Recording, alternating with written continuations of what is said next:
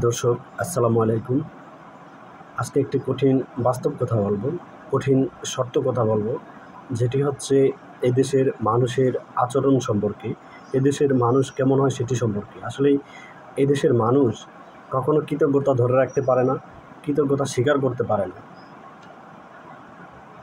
এদেশের মানুষ যারা গুণীজন, সম্মানী মানুষ, তাদেরকে শ্রদ্ধা করতে পারে না।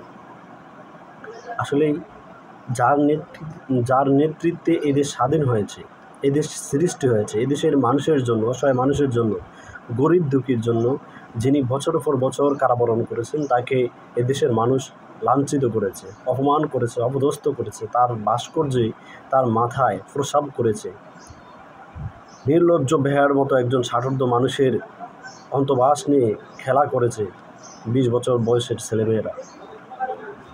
কত নির্লজ্জতা, বেহায়াপনা স্বীকার করার মতন।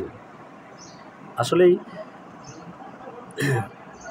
2013 সালে শাহবাগে গণজাগরণ মঞ্চের নেতৃত্বে, যেখানে হাজার হাজার লক্ষ লক্ষ মানুষ জনসমাবেশ ঘটিয়েছে, রাজাকার আলবদরদের বিচারের দাবিতে যেখানে বিশাল আন্দোলন হয়েছে, গণসঞ্চার হয়েছে, গণমুক্তির যে একটা স্ফুরণ ঘটেছে,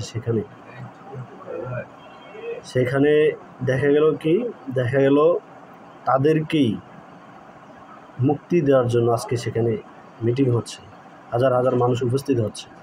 তাই বললাম, এদেশের মানুষ আসলে কিংবদন্তিদের যে সম্মান, সেটা ধরে রাখতে পারে না।